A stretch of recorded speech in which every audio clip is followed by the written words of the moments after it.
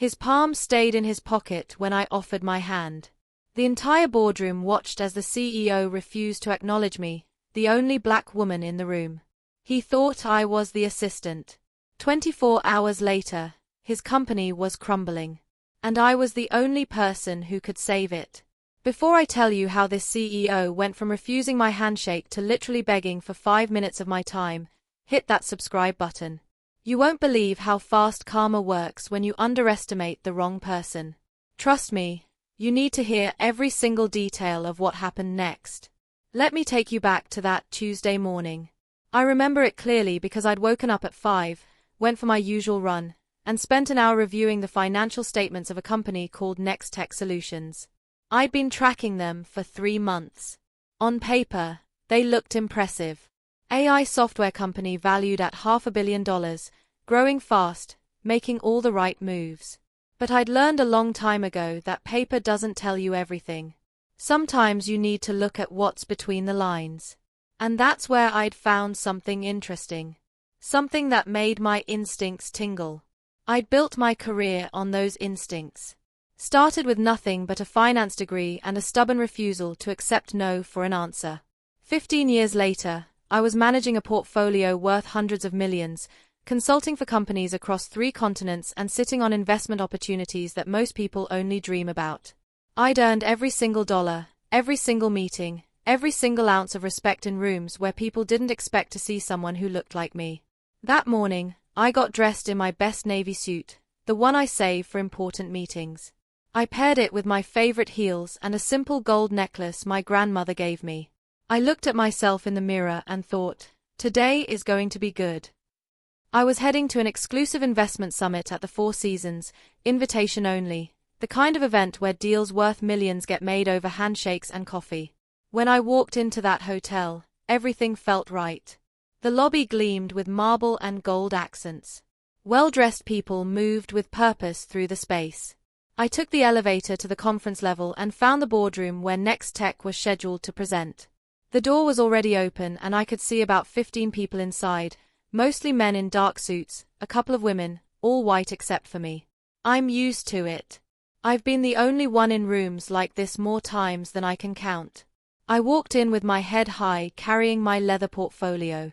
A few people glanced up, their eyes lingering just a second too long. You know that look. It's not quite hostile, but it's not welcoming either. It's the look that says, are you sure you're in the right place? I smiled anyway, found a seat near the middle of the long conference table, and sat down my things. I made small talk with the man next to me, an older gentleman who seemed genuinely pleasant. We talked about market trends, interest rates, the usual investor small talk. Then Bradley Thompson walked in. You could tell he was important by the way he carried himself. Mid-40s, salt and pepper hair, perfectly styled suit that probably cost more than most people's monthly rent. He had that CEO energy, confident, commanding, the kind of person who's used to being the smartest guy in every room. His assistant followed behind him, carrying a laptop and a stack of folders. Bradley started working the room immediately, shaking hands, laughing at jokes, making everyone feel like they were the most important person there. I watched him move around the table, getting closer to where I sat today. I prepared my handshake, firm, but not aggressive, confident, professional. This was business, and I was here to evaluate his company. He shook the hand of the man on my left. Then he turned to me. I stood up, smiled, extended my hand. Good morning. He looked right through me. His eyes passed over my face like I was invisible. And then he turned to the man on my right without missing a beat. My hand hung in the air for what felt like an eternity, but was probably only 2 seconds. I lowered it slowly, my smile freezing on my face. Then it got worse. Bradley glanced back at me with this casual, dismissive look and said, "Sweetheart, could you grab us some coffee, black, 2 sugars for me, and see if we have those Danish pastries?" He said it like it was the most natural thing in the world, like I was supposed to be there to serve, not to sit at the table. The room went completely silent. Every conversation stopped. Every eye turned toward us. I felt heat rising up my neck, but I kept my voice steady and calm. I'm actually an investor here to hear your pitch. I said it clearly, professionally, with just enough edge to let him know he'd made a mistake. His face did this quick calculation, surprise, then embarrassment, then something worse. Annoyance, like I'd inconvenienced him by not being what he assumed I was. "Oh," he said, forcing a tight smile. "My apologies. Didn't realize." He didn't extend his hand again. Didn't try to properly introduce himself. Just turned away and moved on to the next person. I sat down, my heart pounding, and pulled out my notebook. I saw a couple of people exchange glances, but nobody said anything. The moment passed, at least for everyone else. For me, it stayed right there in my chest, heavy and familiar. I'd been here before. Different rooms, different faces, same story. But here's what Bradley Thompson didn't know about me. When someone disrespects me, I don't get emotional. I get focused. I get sharp. And I pay very close attention to everything that happens next. The presentation started and Bradley was good. I'll give him that. Smooth talker, great slides, impressive projections. He talked about Nextech's growth trajectory, their innovative AI platform, their expansion plans into European markets. Everything sounded perfect. Too perfect. I started asking questions, writing down his answers, cross-referencing them with the research I'd done. Every time I spoke up, he did this thing where he'd pause just a little too long, like he was surprised I had something to say. When I asked about their third-quarter revenue projections, he gave me a generic answer about market conditions. When I pushed for specifics about their largest client contract, he smiled and said, "That's proprietary information, but I can assure you it's solid." Then he'd turn to one of the men and give them detailed answers to softer questions. I noticed something else, too. When I asked about their debt-to-equity ratio, his jaw tightened. When I mentioned their operating costs seemed high relative to their revenue, he shifted in his chair. He was uncomfortable with my questions, and that told me everything I needed to know. The numbers didn't add up. I'd seen it in my research, and now I was seeing it in his body language. The other investors seemed impressed, though. They were nodding along, a few of them already talking about investment amounts. Bradley was winning the room, everyone except me. After the presentation, people stood around networking, exchanging business cards. I watched Bradley work his charm, laughing and backslapping, making promises. I decided to try one more time. Maybe I was wrong about him. Maybe we could start over. I walked up to him during a break in his conversations. "Bradley, can I have a word?" He turned to me and I saw that same dismissive look from before. "I noticed some concerns in your financials that I think we should discuss, particularly regarding your major client contracts." And he cut me off with a condescending smile.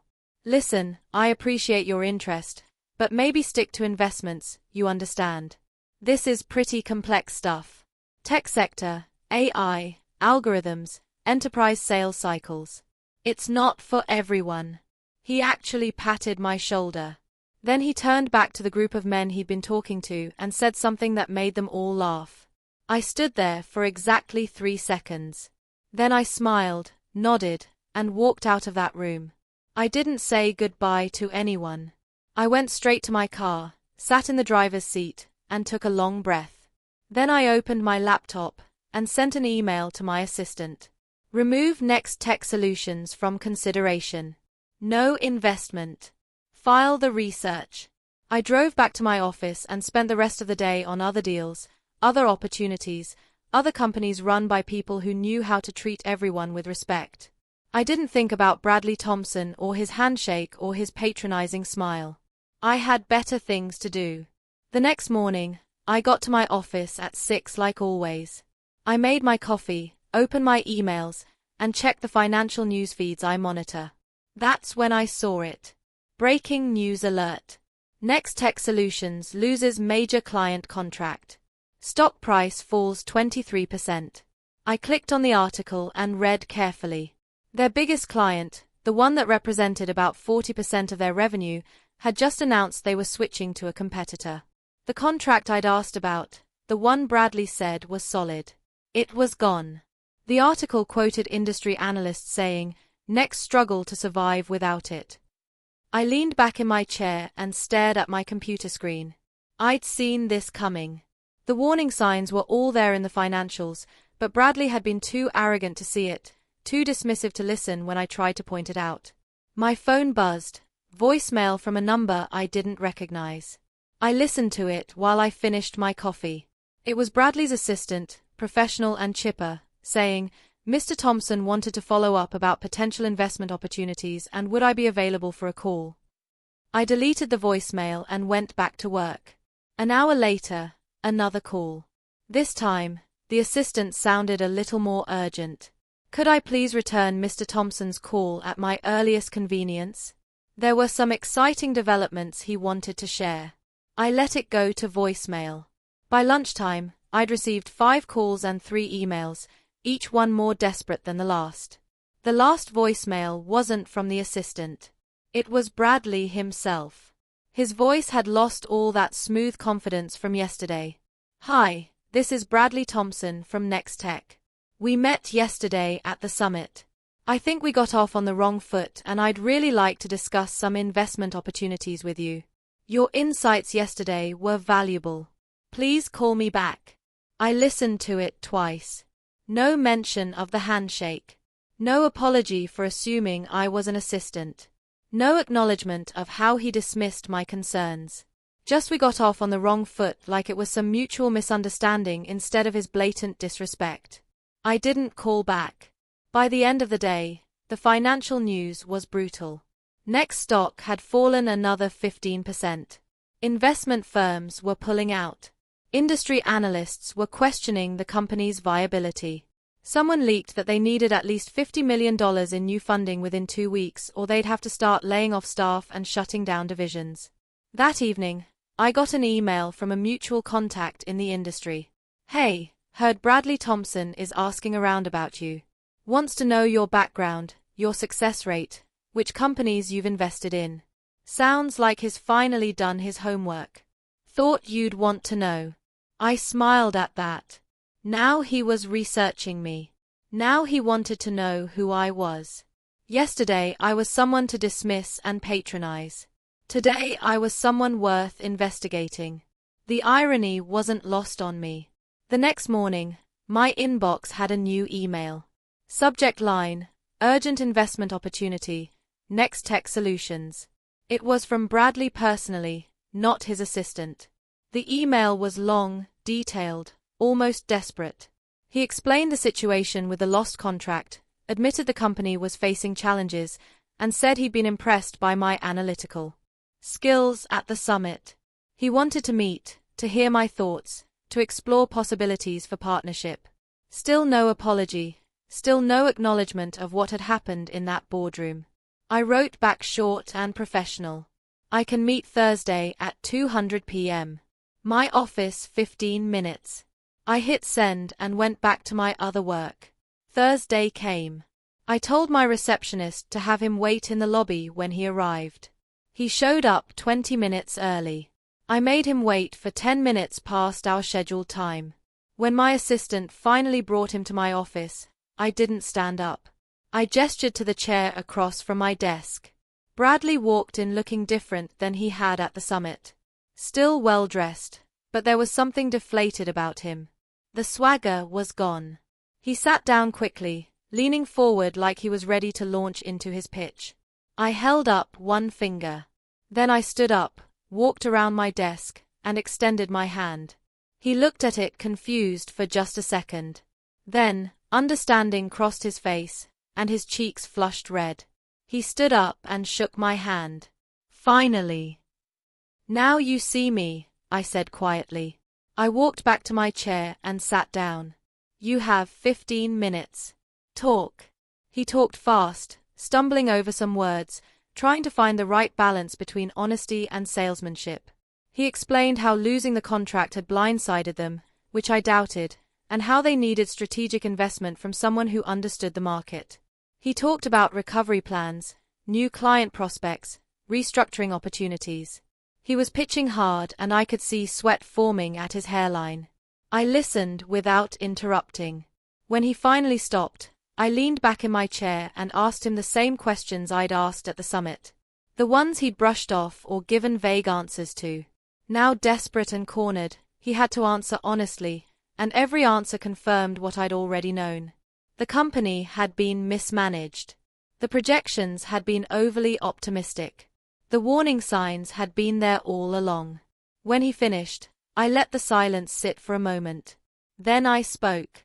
Bradley, do you remember what I tried to tell you on Tuesday before you told me to stick to investments? I understand. He opened his mouth, but I kept going. I tried to warn you about that contract. I saw the instability in your client retention numbers.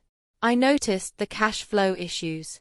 All of it was right there in the data, and I was ready to discuss it with you, maybe even help you address it before it became a crisis. He looked down at his hands. But you couldn't see me as an investor. You couldn't see me as someone with valuable insights. You saw a black woman in a room full of white men. And you decided I must be there to serve coffee. My voice was calm, steady. I wasn't angry anymore. I was just stating facts. That handshake you refused, that could have been worth $50 million to your company. My investment, my expertise, my network of contacts who trust my judgment. All of it was right there in front of you. But respect isn't something you give only when it's convenient or when you need something. It's something you show because every person deserves it. Bradley looked up at me and I saw something like shame in his eyes. I'm sorry, he said finally. You're right. I was wrong. I made assumptions and they were ugly and unfair. I disrespected you and there's no excuse for it. It was the first genuine thing he'd said since he walked into my office. But apologies don't fix everything. They're just words until they're backed up by changed behavior. I appreciate the apology, I said. And I'll think about your investment request. I stood up, indicating the meeting was over. He stood too, confused. You'll think about it? He asked. I'll think about it, I repeated. I walked him to the door and held it open. I'll be in touch. He left and I closed the door behind him. I stood there for a moment, then walked back to my desk and sat down. My assistant buzzed in. So, are you going to invest? I smiled and shook my head. No, I'm not. I never did invest in Next Tech Solutions. 3 months later, the company filed for bankruptcy. Bradley reached out 2 more times, once by email, once through a mutual contact, but I never responded. The last I heard, he'd taken a position at a much smaller firm. Some of the other investors from that summit lost money trying to save Next Tech. I didn't lose a dime. Here's what I learned from all of this and what I want you to understand. Respect isn't just about being polite or saying the right words. It's about recognition. It's about seeing people for who they are, not what you assume they are based on how they look. Bradley Thompson looked at me and saw a stereotype. He missed the investor, the analyst, the person who could have helped him because he couldn't see past his own bias.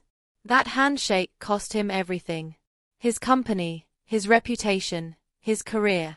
And the truth is, I didn't destroy Next Tech. He did that himself with poor management and arrogant decision-making. I just chose not to save him from the consequences of his own actions. Karma doesn't forget, and neither do we.